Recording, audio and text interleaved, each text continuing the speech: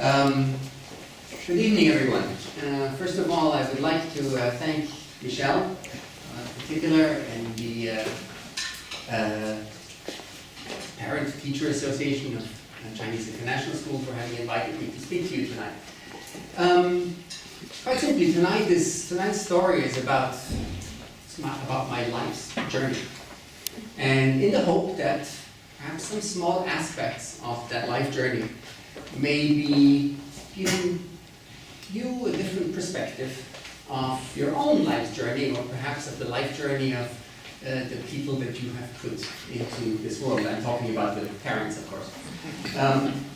So let me get started. The first thing I'd like to ask, who has read, subscribes to, knows about The Economist? Yeah. Okay, quite a few. For those of you who don't know The Economist, it's a British weekly magazine, newspaper that was founded in 1843, so quite a while ago. And they cover international politics, economics, business, finance, science and technology, culture, arts. And they have a reputation for very, very good English writing and for strong, well-researched and principled opinions. In addition, they have an obituary every year. So I'm not going to talk a lot about that tonight, but they have an obituary. Now let me let you in on a small secret. I think only my wife knows about that. And that is, and I really mean it, I don't think I've ever shared this with anyone.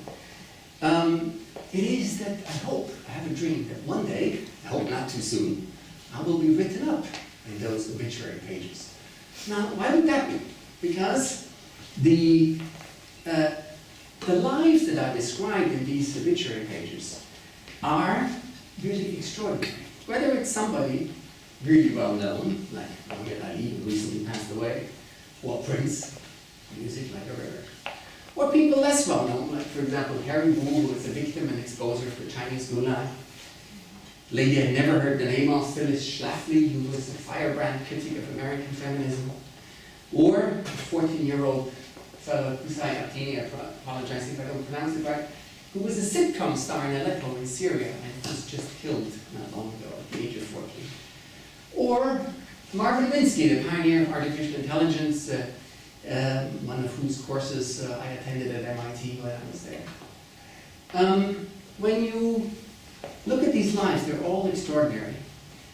And extraordinary not in the sense that they were necessarily a good life, happy life even, or that they were an easy life, but it was extraordinary in the sense that these people lived their lives the way they saw fit. They followed their heart. And regardless of what anybody else would think about it. So that reminded me of, what John Keating said, this teacher, in the Dead Poets Society. I think many of you would have seen that movie at some point. Carpe diem, seize the day. Make your life extraordinary. So every week, when I used to have the print edition of The Economist, nowadays I read it on my iPad, of course. When this new edition arrives, I read another obituary.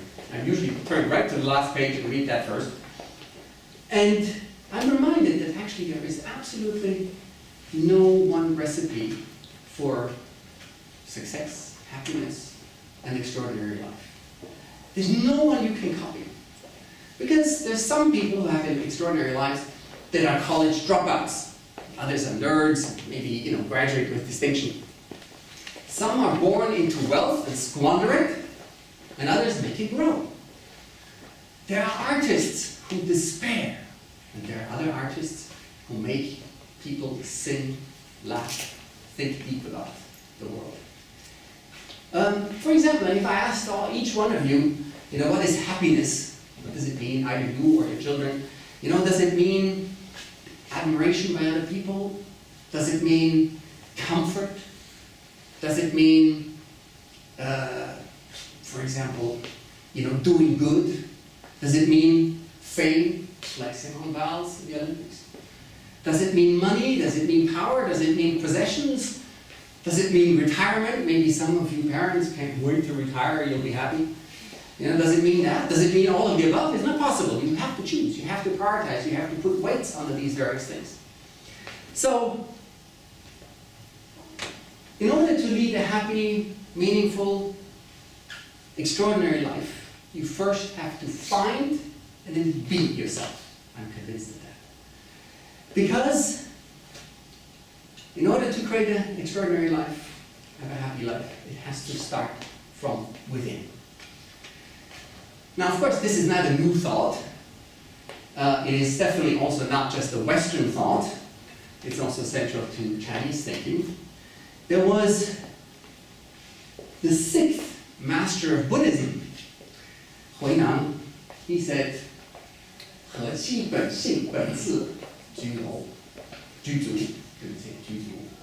So in other words, it's exactly the same idea. Everything has to start from within.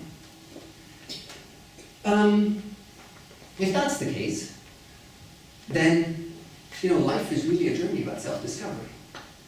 That much I think you agree with. And you probably certainly heard of and you would agree with. But then the burning question is, okay, if life is a journey of self-discovery, the question is, how do you take that journey? And how do you find yourself? Now, I would like to suggest that giving chance a chance in life is an excellent way of taking that journey. Now, what do I actually mean by giving chance a chance? Well, I was born on a cold winter day in a small village in Austria.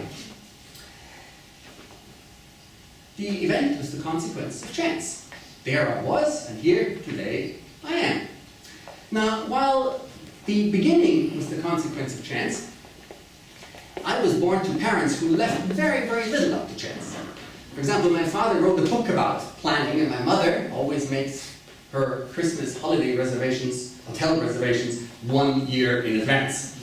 She explains this action with her favorite German phrase, der Teufel schläft nicht, the devil never sleeps. Okay? True, it's possible that her favorite, Christmas holiday hotel may be booked out 1 year in advance, but I've of course learned that life is about more than planning. In fact, John Lennon put it very well. He said, life happens while you're busy making plans. And in Chinese, again, you put it even more succinctly. You say, 计划没有变化快,对不对? All right, well, back to the beginning. Well, most people, I guess, were dropped just about anywhere. I think in my case, I was dropped straight into a car. Ever since I was a little boy, here, me, age 2, I loved cars and driving. And before long, that kind of led to this crazy idea, to this dream that I would become Formula 1 world champion. Now, while I got quite far, here I am on a Formula 1 track in Belgium, in a power slide. It was an example of a dream, but without commitment. So when the going gets tough, that saying, the tough get going. Well, actually, I quit. And I can tell you today, that's a very, very poor recipe for life. There was one advantage to quitting, which is I was for the first time actually confronted with the question, what do I do next with my life? Well, by chance, an American family who lived next to us in Austria, the gentleman was on assignment in Austria, that American family kept telling me, oh, Peter, you have to go to the United States, it's the land of opportunity as it used to be.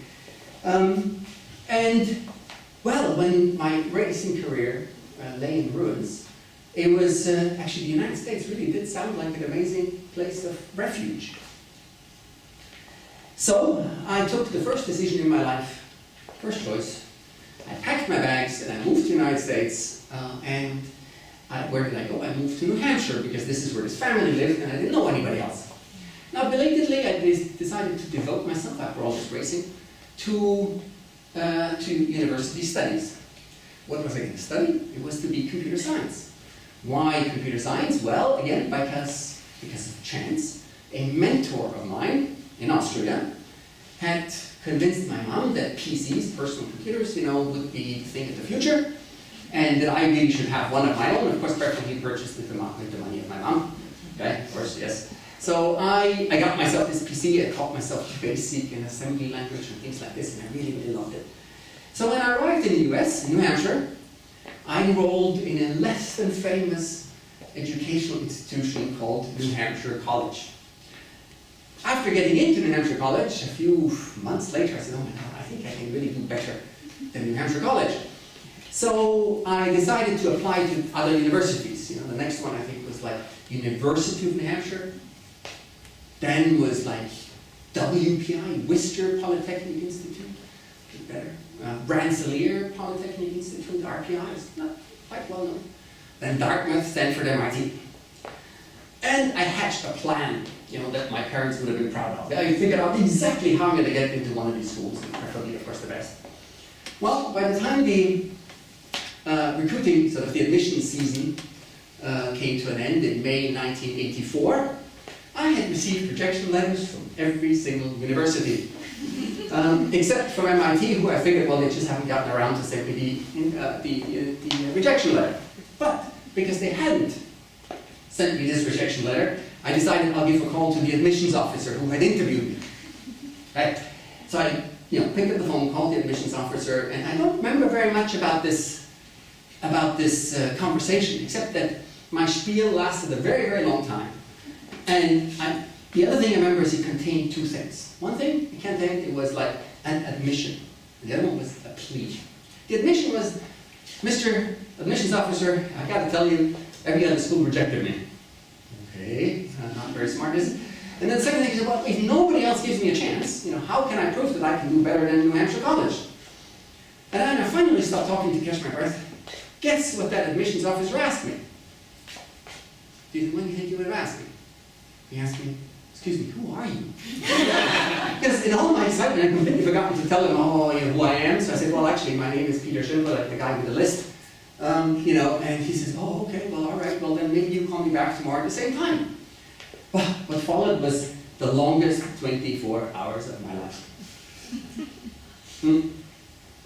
So, next day, I call him, the afternoon, and he picks up the phone. I said, Peter Schindler, so what's the verdict? And he says, well, I can tell you that the MIT Admissions Committee has decided to accept you. Now, here I am at the time with hair. I look really smug in my MIT t-shirt, right? And because I still remember, I really thought that me getting into MIT was the consequence of that incredibly carefully laid out plan. When in fact, I should have known, and now know with hindsight, that chance plays a much bigger role in life than carefully laid out plans. After I got into MIT, chance intervened again in my life. In this case, in the form of a friend who said, hey, I'm going to take some Japanese language courses. Do you want to join me? And I'm like, I knew nothing about Asia. I mean, absolutely nothing. From a European perspective, US, okay, that existed, but Asia? But I always enjoyed learning languages. And so, without any inkling of my future life, 23 plus years in Hong Kong, I decided to join him. And you know what, to my surprise, I really enjoyed the study of Japanese and later on the study of Chinese. And that led, before long, to an internship with IBM in Tokyo. With that grew my more broader interest in Asia as well. And 6 years later, July 8th, 1993, I showed up in Hong Kong with a suitcase and an offer from Goldman Sachs. I turned down the offer from Goldman Sachs and instead I joined Accenture. It's a big management consultancy. And I've been in Hong Kong ever since. Now what followed were the dark years of my life. You say, well, what are these dark years? Well, actually, it was 20 years of IT, telecom, and consulting. All right? And it was, why is it dark years? For many people, this is a dream, right? You get to work for these kinds of companies and you make money and all that. So why is it dark years? Well, because first, corporate hierarchies forced me to be somebody that I am not. And secondly, my days were characterized by incredibly long hours and thoughts about, many thoughts or ideas about starting my own business. I agonized over quitting my job and pursuing one of these ideas, but I never did. And so I labored on aimlessly, without any plan to kind of change course, or without any chance event, that would knock me off my path. Until the year 2003. many. When my wife and I, actually my wife is over there, ain't she? To the left. When she and I went to Koh Samui to celebrate my birthday. And on my birthday, she gave me 2 books. And the books were accompanied by with words, more or less, that said, you know, I know how much you love driving. I really wanted to give you a book about driving and all, you know, but I couldn't find any, so I gave you these. And the books were about Pininfarina, the Italian car designer. You know, that's the company that designs the clothing of beautiful cars, I call it. And these books, they're fascinating, but what was, and I still have them, but what fascinated me more was this, the point, there's no books about driving, you know, out there. We couldn't believe it. So when we got back from Koh Samui to Hong Kong, we started searching for such books. It really looked like there aren't any. Well, but how could it be, you know, that there's no book about the endless hours of, you know, of pleasure that we have on when we go on a driving holiday on open roads. You know, that sense of freedom, the comfort and privacy of your own car, the ability to turn left, right, go, most importantly, stop when you yourself want, you know, sun in your face, wind in your hair, you know, togetherness, adventure, all that. There's no book about this, can't be. Well, we kept searching until one day, Angie asked, well, she suggested, said, well, why don't you go right foot? Well, if ever there was a chance event in my life, or a chance event that changed my life, it was that. Why didn't you go right foot? I quit my job, long story, but not really enough time today to explore. I quit my job and went to write it. Here is that book, On the Road, Driving Adventures, Pleasures and Discoveries, was published in the UK. Well, when this book project more or less came to an end, or we're close to coming to an end, I began to think about, well, what do I do next, right? Do I go back to IT, put on a suit again, get back into the corporate world? That's not really what I wanted to do. What I really wanted to do was write another book, something to do with, of course, driving, and mainland China, or China in general, because my interest in Asia, and in particular in China, had grown. I didn't know anything, you know, specific, what I could write about, what would be the story. Well, then one day, a very good photographer friend of mine, Ron Yu, Canadian Chinese living in Hong Kong, and I borrowed a little car from the president, a yellow car, a sports car, from the president of the Hong Kong Automobile Association, to take one last photo that we needed, maybe not the last, but one of the last photos that we needed for the first book. On that day, we drove up, actually the photo is this. This is the photo we took up on Tai Mo Shan. We had to drive up to Tai Mo Shan, you know, Hong Kong's tallest mountain. And, you know, after the Photoshop, when we Photoshopped, we basically wanted to return the car back in Yamate. And we ended up lost. Okay? Yes, oops, I'm sorry, I'm going in the wrong direction. We ended up lost. Except, of course, as all women know, men are never lost, right? We're never lost. We're just directionally challenged. So, we're lost. Guess where? I guess many of you are from Hong Kong. We're with that that's in Mongkok. So, while Ron and I are looking at our street map of Hong Kong to figure out how we're going to get from, you know, to Yamate, we suddenly realized, oh my God, you know, we had actually drawn the attention of a lot of people. And it was a Friday noontime, beautiful day, everybody was out, and everybody was looking at us. You know, men, women, boys, girls, young, old, everybody looked at us. Well, actually didn't really look at us, they looked at this car, that very special car I was driving. We were driving. And this is when chance intervened in my life again. And it was like, this time it was in the form of a question. What if? What if I drove a car like this into China? Wouldn't that give me all the stories I needed for another book, for my second book? Well, I went for it. It took 2.5 years from this what if I moment until I actually hit the road to China. So that in itself is a talk. And wow, what an adventure it was. I mean, you know, sometimes victorious, like here in front of the Potala Palace in Lhasa.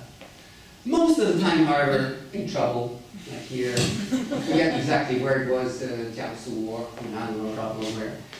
And of course, again, in trouble, you know, with slightly inconvenienced by a flood in Tibet. So indeed, I was able to collect a lot of stories. Let me share with you just one of them. When I arrived, I kept a blog. This whole journey, by the way, was sponsored by Nokia, and because they made me blog the whole trip on the N95 handset. This is when they still had money. They spent it all on my project. No wonder they went out of business. So I had a blog, and the day I arrived in Lhasa, I found this on my blog page. Hello, Peter. I really envy you for being able to drive the car you like to China, blah, blah, blah. You know, perhaps you can't imagine how I feel, a young handicapped lady, etc., etc. A handicapped home. Well, after I read this, I began to communicate with Hong, and I decided that I would visit her with the car before the journey was finished. And here's what I found out. On November 30th, 2003, Hong with her then boyfriend Wang Hao, they went for an evening walk. And then they crossed the street, and suddenly they heard metal crashing into metal, and then nothing. Turned out that that evening, they were run over by a drunken driver, and Hong lost her leg. Now, that was bad, but it wasn't the end of the bad story. Before they knew it, the drunkenness of this driver was bribed out of the police report.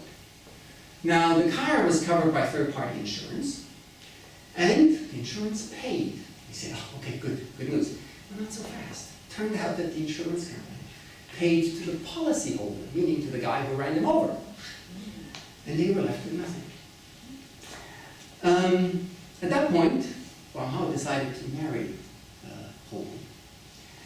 And unfortunately, his idea was greeted with disbelief by his family, because he said, no, you don't marry a cripple. Then Wang Hao decided, well, he's going to sell his apartment, and he's going to marry Hong anyway. They did get married in a public wedding ceremony, right here. And they cried a lot. Now, then a little bit of good luck helped them. They met a sympathetic lawyer who took on their case pro bono. And with his help, they started to claw back some of the money that was due to them.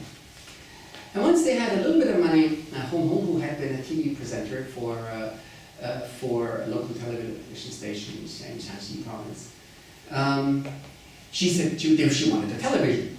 And then Wang Hao convinced her that instead maybe it might make more sense to get a PC and a broadband connection, and they did. And she started writing her story on the Sina blog pages, and another bit of luck helped that the Sina blog editor picked up the story.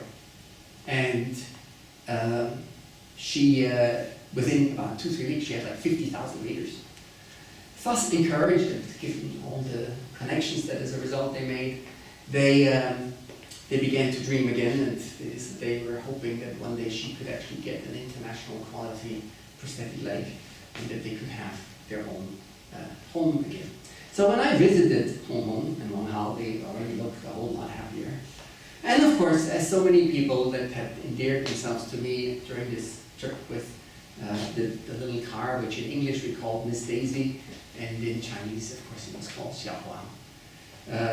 Of course, Hong also got to sign her name on Miss Daisy. So, you probably, some of you might ask yourself, okay, Peter, now that you've done this trip, and the whole purpose of this trip was actually to get the stories to write a second book, so please tell me, where is that second book? Well, there is no book, because chance intervened again in my life. Instead, what there is a company that specializes in beautiful driving holidays, some of the greatest in the world. Now, what has all this taught me about life? Well, when it comes to discovering what really matters to you in life, in other words, that life journey that we talked about before, plans have a role to play, of course, because without plans you just sit there. You don't do anything. You have to have a plan, at least you get going. But then, when life presents you with a fork in the road, where do I go? left, right, left, right. Then don't agonize too much over the choices. Instead, follow your heart. And then give chance a chance.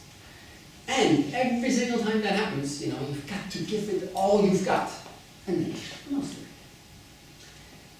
Now, I've talked in the last 20 minutes or so about what the impact of giving chance a chance had on my life. So it took me on this life journey. Now, what did I learn about myself? I said this was a good way of discovering yourself. What did I learn? So I would like to share with you 4 thoughts. The first one is this. It is important to have dreams in life. It's really important. When I was at MIT, I was surrounded by lots and lots of people who had crazy ideas, crazy dreams that they wanted to pursue. And, later on in life, I came across a wonderful saying by James Dean, formerly amazing American actor. This is what he had to say about dreams. He said, dream as if you live forever, but live as if you die tomorrow. Now that thought, isn't that exactly what we mean when somebody says they're pursuing a dream? This captures it incredibly well. It's very, very inspiring. However, I've learned this is only part of the story. If you want to, or perhaps some of your children want to pursue a dream, it is important to also bear in mind what somebody else said about dreams. The 11th President of India, Abdul Kalam, he said something very different. He said, dreams are not the things you see in your sleep. Dreams are the things that don't let you sleep. Well, I can tell you, ever since I've started pursuing dreams in my life, I've had a lot more sleepless nights than I ever did working for Accenture. Alone. Now, why would that be? It's because when you pursue a dream, you have to be willing to risk something. You have to be willing to give up, to lose something that you have already had. It's another beautiful quote. Paulo Coelho, in his book, The Alchemist, he said, the only thing that prevents you from achieving your dream is. What's the only thing that prevents you from achieving your dream? Yourself. Yes? Yourself. Yourself is very close. I think I even heard another word. Fear of failure. Fear of failure. That's exactly what it is. And so if you pursue a dream, you not only have to overcome the fear of monetary loss, but actually the fear of the loss of your reputation. Because what are your parents going to say? Or, I guess, what are you going to say to your offspring when they start pursuing dreams, if they fail? Well, what are your friends going to say? Your friends say, "Ah, I told you so." Or perhaps a lot of other people around you, they're not friends, they're not family, and they might not even talk to you, but you can tell they're thinking to themselves, what the hell is he doing? There's just no way it's going to work. So when you want to pursue a dream, you have to be very clear and clear-eyed about the downside, but in more than one way. Go back to this example, of when I decided to quit IT, Accenture, and I went to and followed Angie's suggestion. He said, why don't you go write one?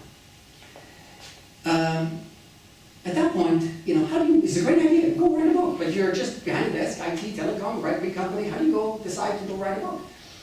Well, it took us a long time to figure out how to think about this. And in the end, we broke it down into 2 essential questions. The first one is actually quite obvious. Well, quite easy. So what's the worst thing that can happen if you go do it? Okay. Well, in my case, it was going to be maybe a year later, or a year and a half later, I would go back, wear a suit, and I go back to basically working in IT. Now, the more important question, however, or at least as important, is the other one. Well, what's the worst thing happening if you don't do it? Now, that was hard to think about. Well, what's the worst thing that could happen if I don't go write this book? And after a lot of thought, I concluded that one day I would probably go into a bookstore, and there would be a book about the pleasures of driving, but it ain't mine. Now, that's not the end of the world, but that really hurt. So, if you want to pursue a dream, you have to think about the downside, yes, and in particular also, what does it mean to your life not to give an opportunity a chance? Now, so that's the first thing. You have to have dreams. The second thing is principles. You have to have principles. And to me, principles are very important because they make my reputation depends on it. And what does a person have of lasting value other than a reputation? Just about zero. So when I speak about principles, I don't mean, sort of general, high-level guiding principles of good behavior. I mean very specific things, specific to every single individual that you have, these principles. Because, you know, a reputation is made down in the trenches, where promises are made and kept or broken. When trust is built by actions, not words. When openness, for example, is either complete or partial. Let me ask you, to you, is openness, is it complete or partial? Let's take a mundane example. Have you ever been in a situation when you wanted somebody to join a project or a job, get a job, be busy, you know, join your company, more likely in the context of students, maybe a project, and you, when push came to shove, you really wanted the person to come, you told them about all the great things about this project, but perhaps you chose to omit some of the potential negatives.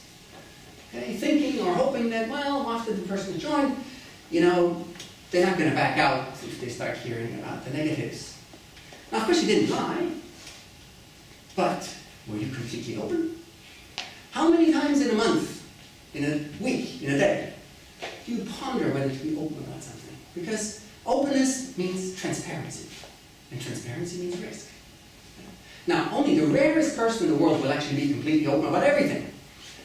Okay? But where you draw the line is first of all up to you, and don't forget, it does matter because your reputation depends on it. Because in the end, everybody knows what it means to be open. Everybody knows what it means to keep a promise.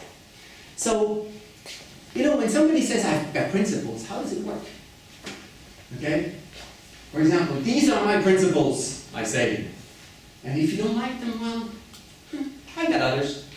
Groucho Marx said, is that how it works? No, it doesn't. In fact, what I've learned about principles is that the more you adhere to your principles, the more you inspire other people to follow you and to have a meaningful life. Now, it's not only important to adhere to your principles, but of course, even more important is to figure out, well, what are the principles that really matter to you? Openness, for example, keeping promises, whatever they may be. And it took me a long time to realize that there is another principle that I value at least as much. And it is rarely associated with leadership, with a successful life, as it is commonly understood. Guess what that principle might be? It is the principle of humility. Does humility work like this? Just being humble is not enough. You have to show some humility initiative. I don't think it works like this.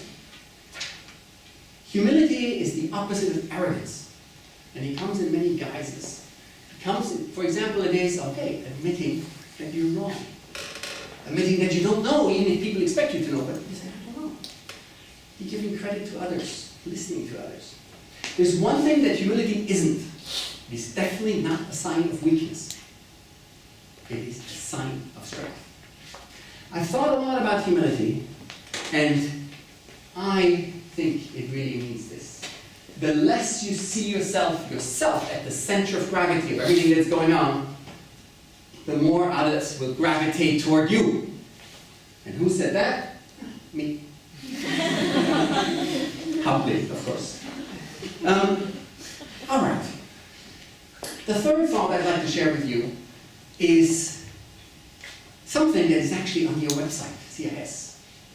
And I didn't know this because I put the speech together first, and then I actually looked at the website and at your positive education theme. And one of the ideas on the positive education is exactly the topic that I touch upon here, which is the idea of perseverance. You remember, a little while ago, I talked about the time when I gave up my corporate career, when I gave up racing. You know what I said at the time? I said, when the going gets tough, the tough get going, but I quit. You know what? I gave up on the one thing that was dear to me, that really was close to my heart. Now, you know, in the meantime, chance, miraculously, kind of brought me back to what I really love, driving. You know, the book about driving, the journey with Xia Huang, with Miss Daisy, now the driving holiday company. Isn't it amazing that, you know, giving chance a chance actually brings me back to what I really love? True, amazing, but with one fly in the ointment. And that is self-doubt. Daily. for many reasons. I'll give you one. You know, my parents have invested in my MIT and INSEAD education, and surely they have high hopes for me. In their ranking of hopes for me, you know, what could possibly rank lower than me ending up driving a taxi or potentially a truck? Now, this is an amazing thing. Our most valuable resource sits 63 feet ahead. Not sure how valuable. Yeah, so what could rank lower than me ending up being a taxi driver or a truck driver? There's only one thing that would rank lower, and that's me becoming a travel agent. You know, the kid, we haven't even left yet, the kid is already asking, are we there yet? Yeah, what on earth was I thinking? So self-doubt, again and again and again. In the meantime, I've learned that if you pursue, follow your heart, self-doubt is unavoidable because you're going to be breaking conventions.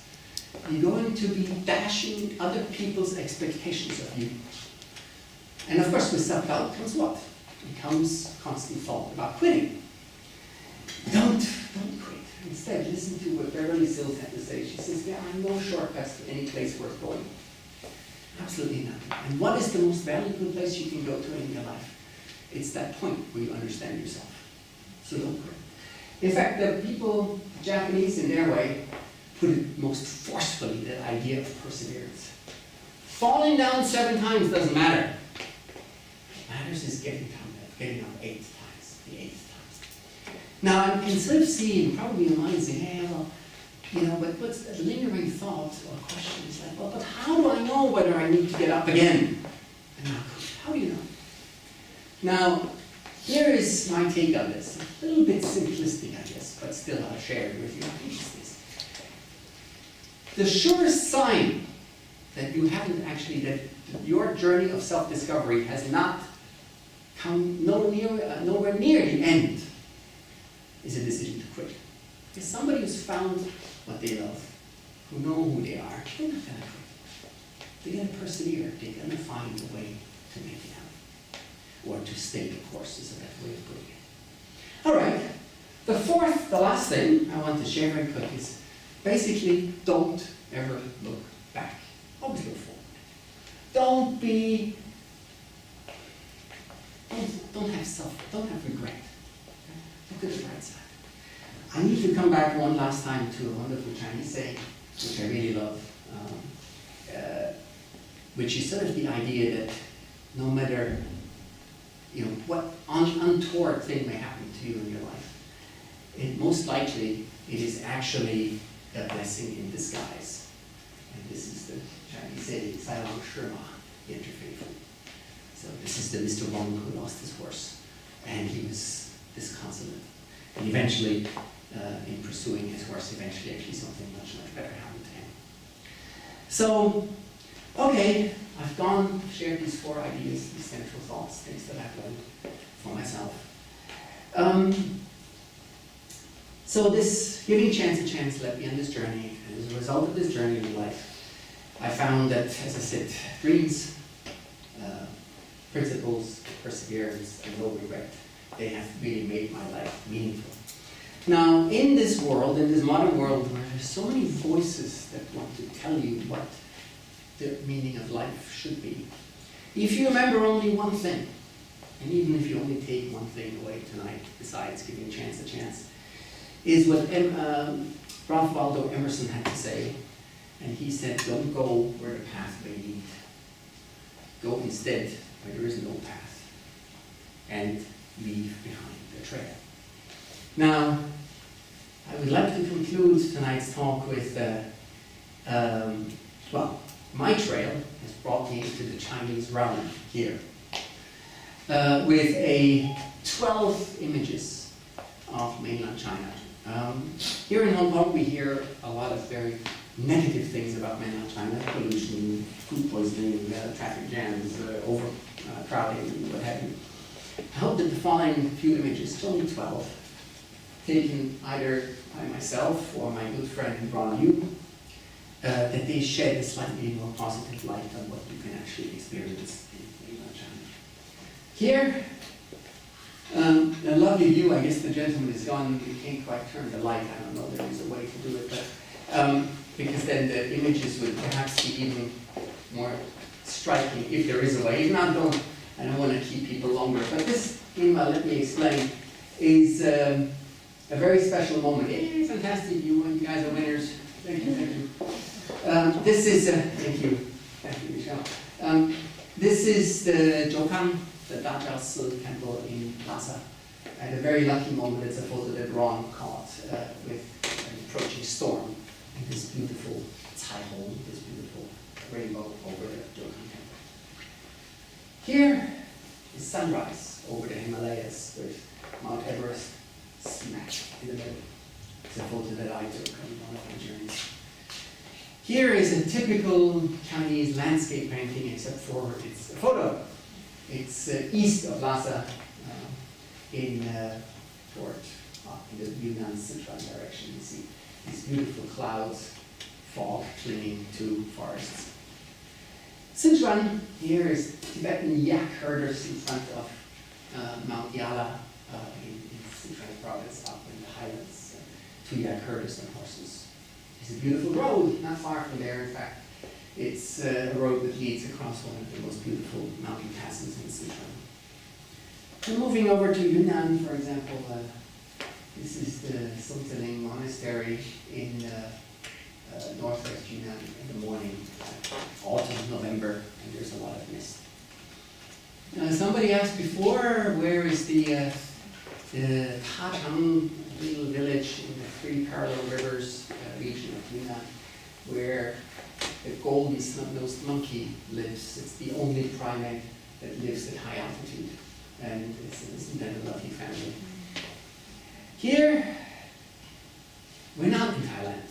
We're actually in a little place called Xishuangbanna in the south of Yunnan, where the Dai minority has still many of the traditions that are very similar to those of the Thai people in Thailand.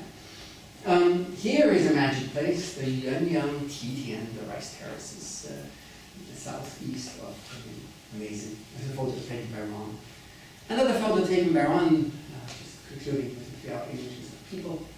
A small monk at a prayer session, as all kids, easily diverted. Instead of praying, I guess, paying attention to something else. The Bai minority lady in, near Dali, her home. And finally, actually here we are in Hunan, Miaozu, Miao minority. At the time when we visited, many years ago in fact, that he was 6'4", she was 104, with 6 generations in between. Tell her that smoking isn't good for you. Well, this brings me to the end. Thank you very much for your attention.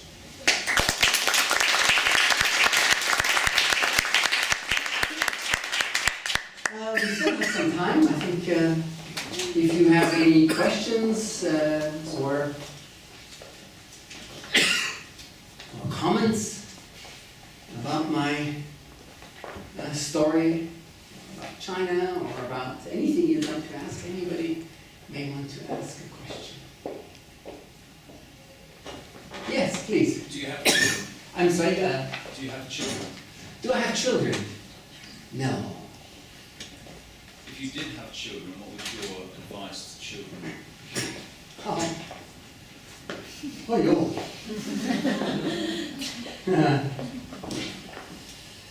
That's a very good question. Not an easy one to answer. Because really,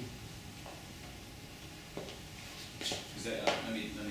no, it makes me think, because of course I think many of the things I have said are what I would advise my child, I believe. But you know, it is a hypothetical question. And it's very difficult to, you know, the things I do have children. Yes, that obviously what you're facing is not something that I can perhaps really imagine or put myself in your shoes. But I do believe that the essence of what I say is probably not too bad advice, but there's many pressures. Anyway, but please, you wanted to add something. I was just going to say, obviously,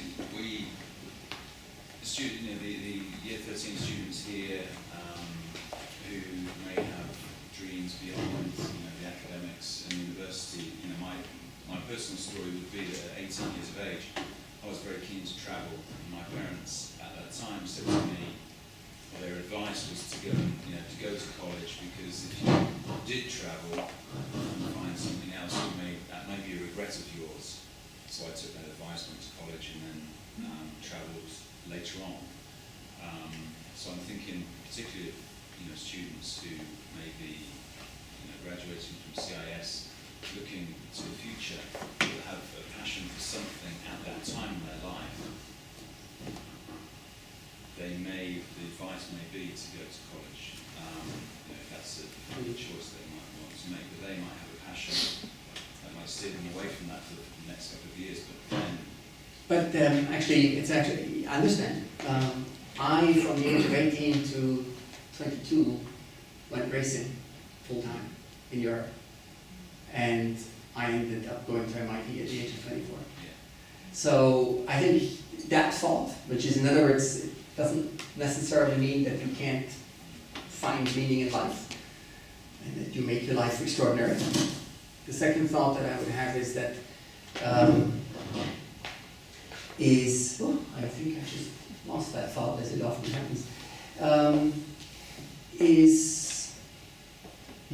I lost it, it'll come back to me. So, but that's kind of what happened to me. And, yes, very early on in the talk, I don't know if you were here yet, but I said, many people's, the lives of many people who have made it, that life extraordinary, there's no single recipe for success.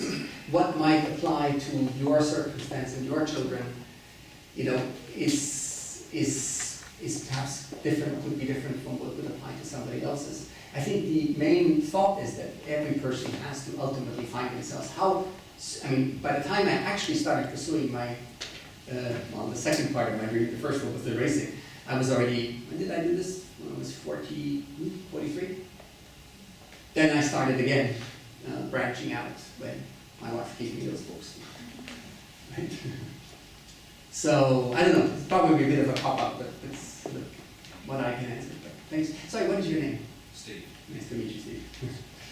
Yes, please. Hi, Peter. Thanks for coming and sharing with us. I thought it was really interesting listening to the way you think about constructing your life.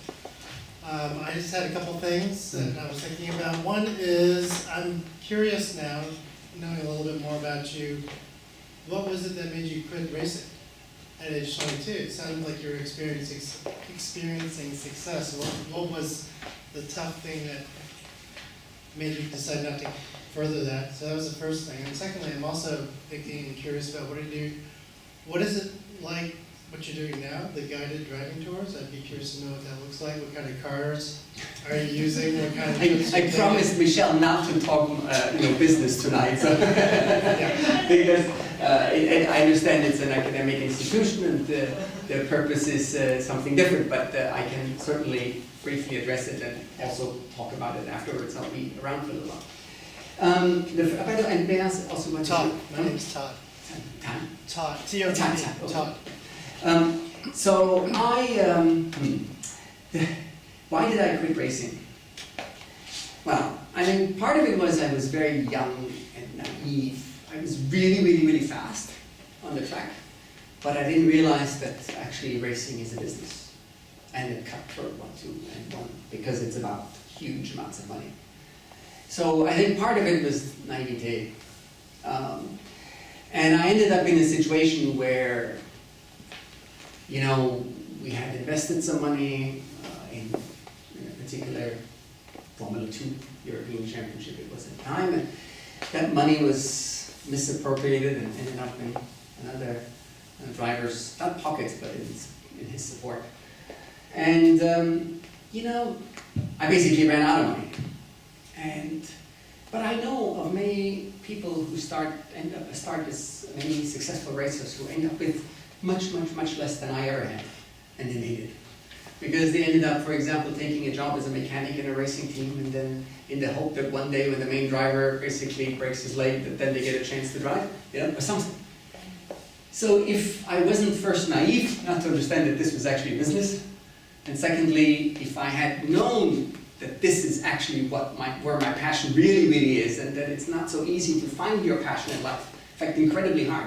Okay, some are pianists or painters, and they know from when they're this small that this is their calling.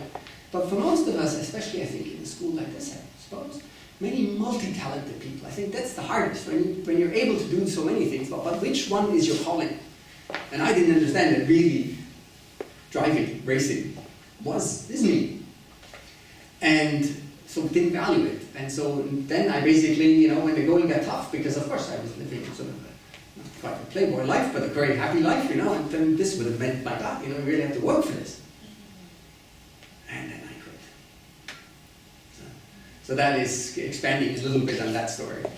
I can talk a whole day about this one, but so, okay. Very briefly about these driving journeys, okay? Since you asked, thank you. Well, it's they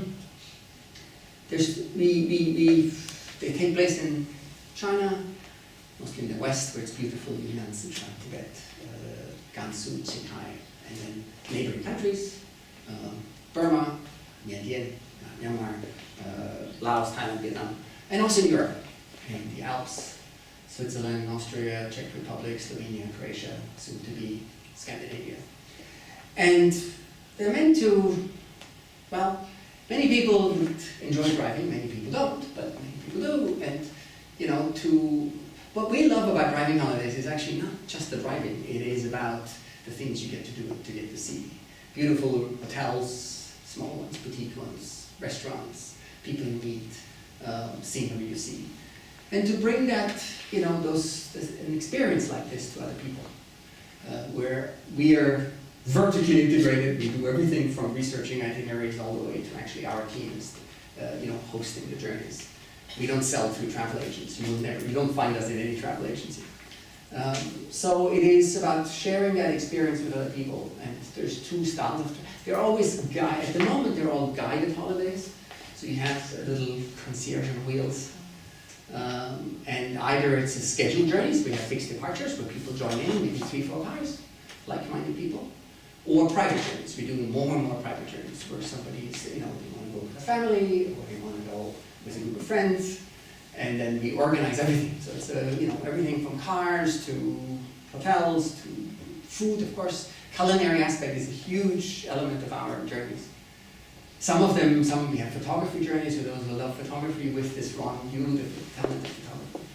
So just to give you, again, I don't want to take up too much tonight because it's not really within the scope of tonight, but at least you can, if you have questions, please do reach out to us or find us later. Thank you very much. Yes, there were some other questions.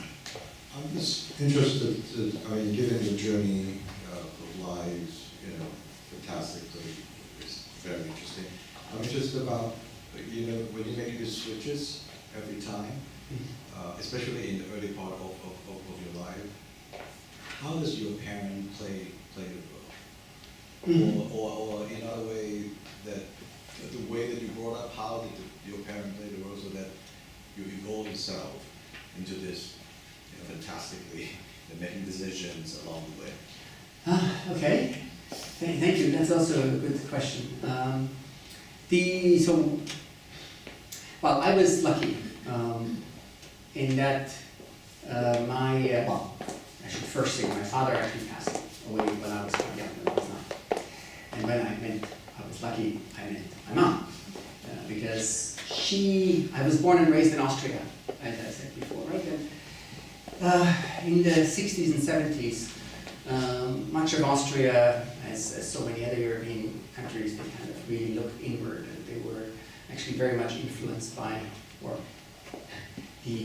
during the Cold War, Russia, the Soviet Union really wanted to influence, I guess, many European countries to become communist as well. They're very strong communist parties, and it was all very inward looking. So it was all, nobody's supposed to stick out. They have in Japanese to say, the nail that sticks out gets hammered in. Or in Australia, they have to say the tall poppy syndrome, the one that sticks out and chop off.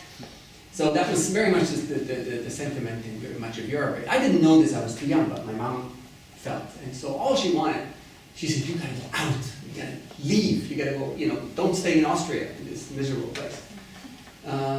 So whatever I would do that basically would somehow lead to me being able to go out into the world, she supported, including racing.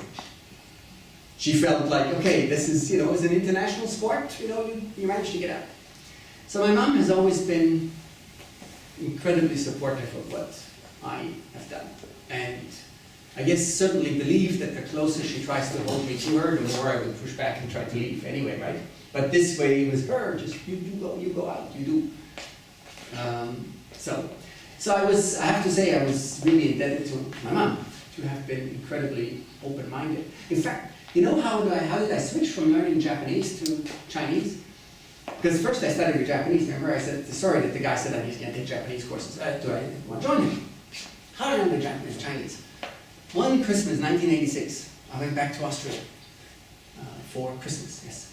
And as we usually did at the time.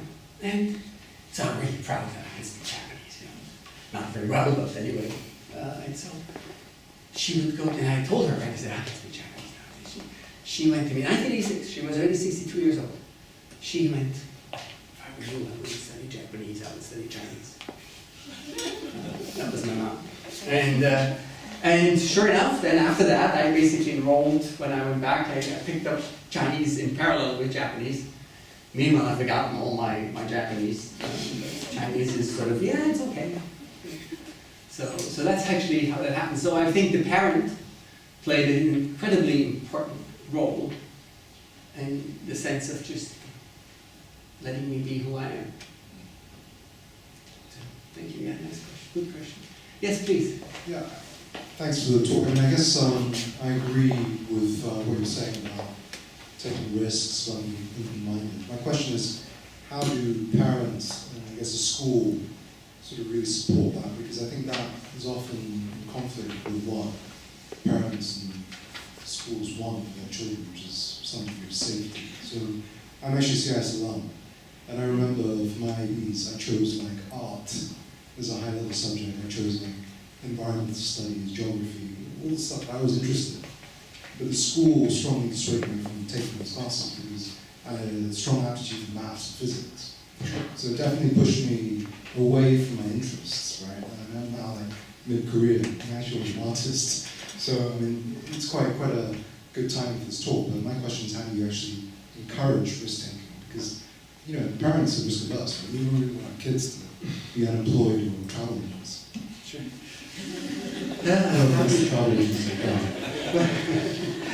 How do you encourage risk-taking? Well,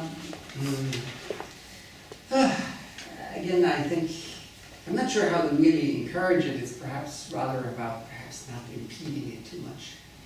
But also, again, the thing is, it's about timing. It doesn't, for some people, like I said, maybe some pianists, I think that that's an example. They may know from when they're this young, music is all there is in life. But others might only come to discover it quite late. And I think especially in these days, where the idea of lifetime employment, forget that, right? It's about employability, not about employment. It's about skills, where so many options are open to everybody. I think nowadays more than ever, just because you take a path in the beginning doesn't mean. It's about you, you can express yourself. And the one very interesting thing is that, you see, either you are like a pianist, you have a single talent. But say if you have many talents, say, I shouldn't call it talents, but let's say, for example, for me, okay, driving fast was a talent, the one thing that I really knew how to do well. But okay, I'm not a race car driver, so forget that. But then sometimes it's about discovering what is the unique combination of the combination of talents that makes you unique. So, for example, in my case, now what do I do? Okay, in order to do all the marketing and the communications, I love photography. Not as good as Ron, but okay, I can take photos. I have a talent in photography. I'm a bit of a language talent, which helps. But I'm certainly not the most talented person in languages. When you organize journeys, for that matter, run a business, you need to be pretty, well, for business, look at Steve Jobs or look at Elon Musk, but I'm not sure if they're all that organized. But certainly to run journeys and to organize projects, you have to be very organized. Okay, I got that. etc., etc. And then when you start putting these individual talents together, suddenly you get something unique.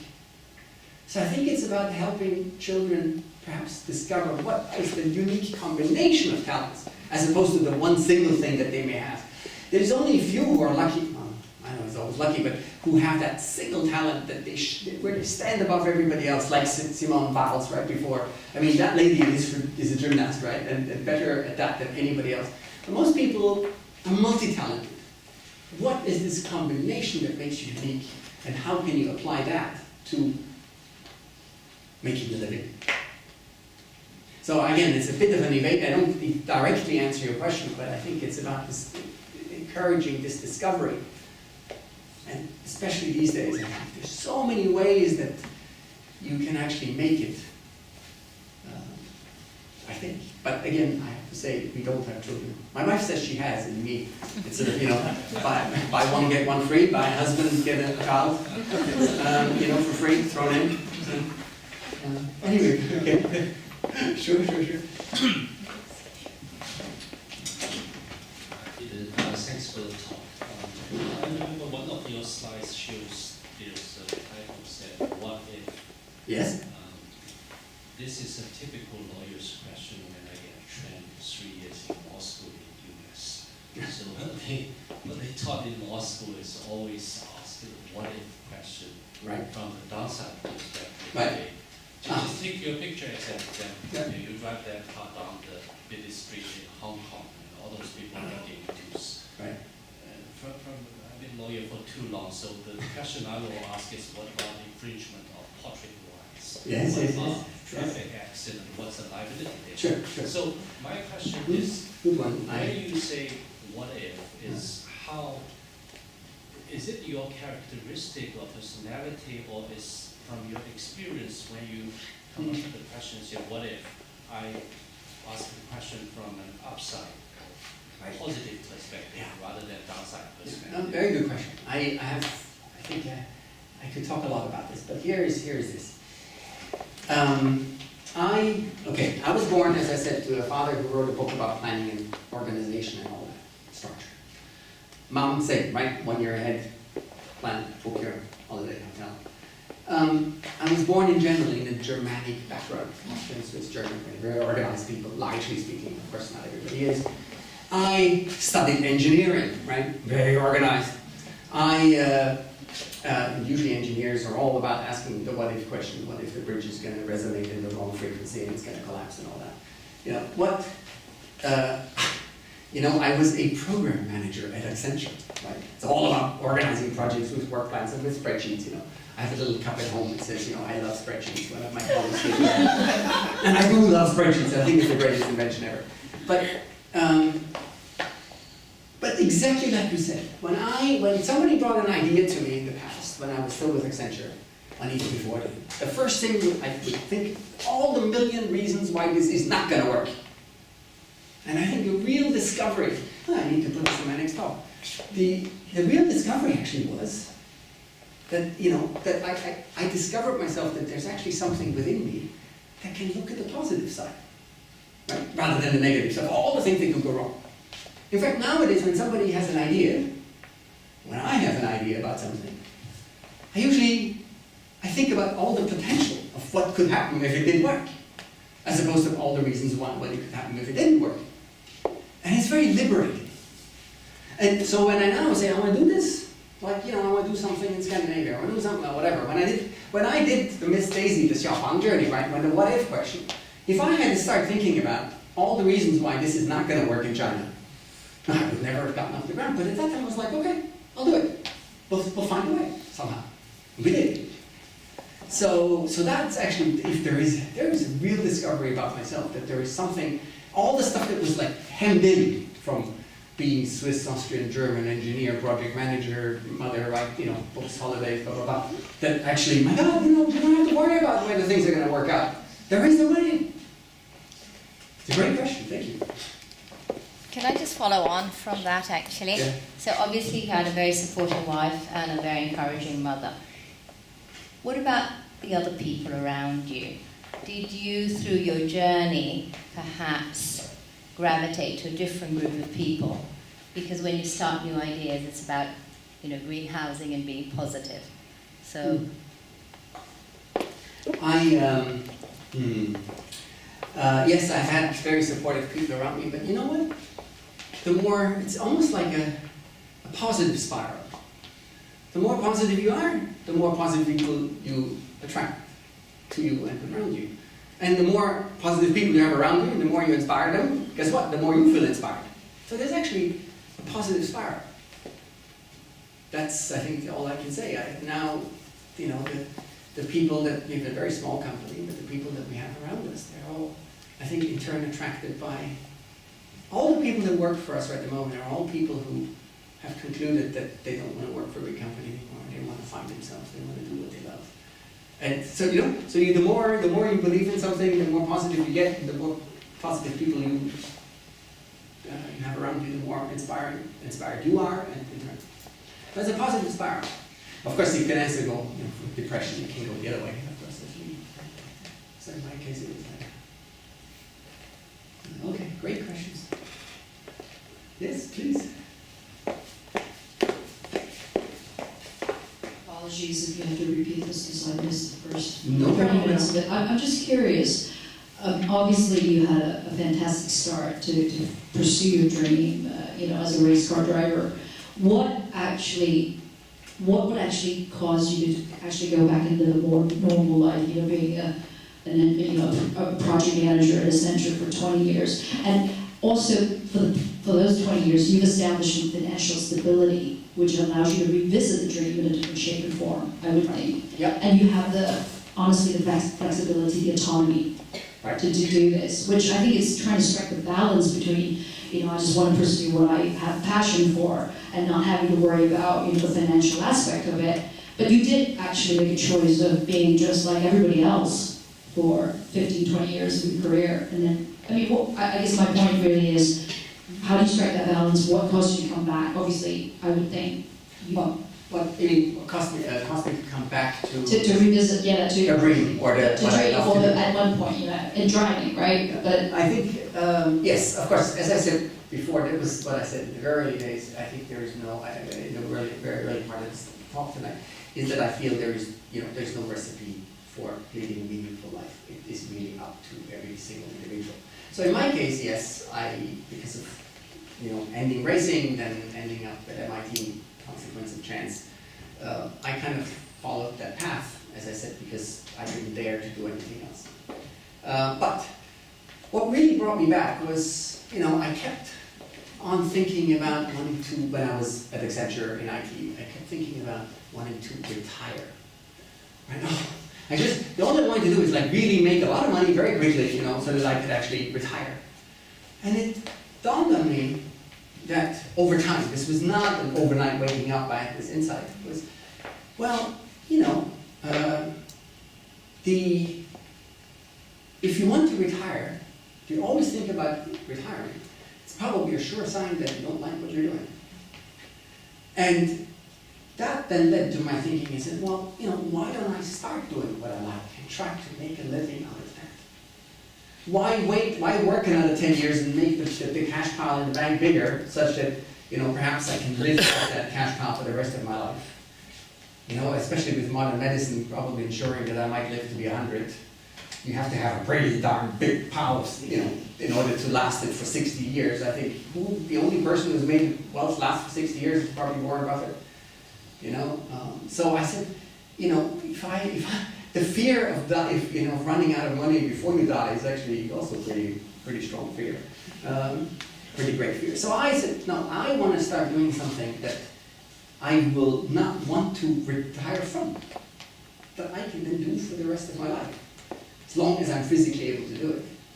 And I think that constantly, as I said, wanting to retire and realizing, let me start doing what I like now. And it has to be a living. It has to make a living. It's not, I have to make a living. I can't just, it's not just a hobby, okay, where it has to be a living. So it's still about making money, but in the context of what I really like to do. And I really haven't thought about retirement ever since I left what I did before. So did that partially answer your question? yes, yeah. I mean, we can chat later while we're just on all these questions and topics. There's more things that we could explore. But if you want to follow up with a thought, no? No, it's just, I'm just curious, right? I mean, you would have worked for a period of time that you can actually think about, well, you know what, let's do something that I actually enjoy and can still make a living. But before that, a lot of people would be making a living doing something they don't enjoy because they live to work, not work to live. Or Yeah. Right. So I think it's at what point you know sort of realize that. And I Actually, think from when I first had ideas about starting a business until I actually left to, in this case, write a book, it was 10 years. Because I was quite gutless. You know, I didn't dare, because actually, fear, huh? right? Overcoming that fear. Yeah, it's that fear of Right. failure we talked about before. What Paolo Coelho said, you know, the only thing that prevents you from achieving your dream is actually your own fear of failure. There's that always with you. Okay? And then finally you go out and then you replace that fear with self-doubt. I talked about that before, right? So, but there wasn't any sort of event that said, okay, now I'm going to leave. It was more, the event was literally my wife giving me these books. Okay? And then from that, there's no book, you know. Then finally the question, you know, what if I don't do it? So, but there wasn't any external event, you know, that suddenly said, now I have to do it. That's how it happened for me. But I'm sure there's other people will have other experiences. Just a quick question on Miss Daisy, Yes, the name. yes. Oh, you know, I was brainstorming with a group of friends about the name. I had friends in my home, and we sat there and thought about what name are we going to give this? Because if you have to write a book, at that time the idea was, the main character needs to have a name, right? And somehow the Chinese name was great because it's this cute yellow car and small, and in Xiaohuang literally means little yellow. So that was like that. We had that very quickly, and then the movie called Driving Miss Daisy, and somehow that was just that is a name that simply stuck in my head, or our head. I don't know if it was the two of us, but and even though the two cars had nothing to do with each other, it had a lovely ring to it, and that's why we christened her Miss Daisy. So the inspiration came from watching that movie, Driving Miss Daisy. Beautiful movie. Well, I'm enjoying myself. I can be here for a long time, but I think anyway, we're still around for a little bit. So if anybody still has any questions of whatever nature, I welcome further discussions. And once again, thank you so much for.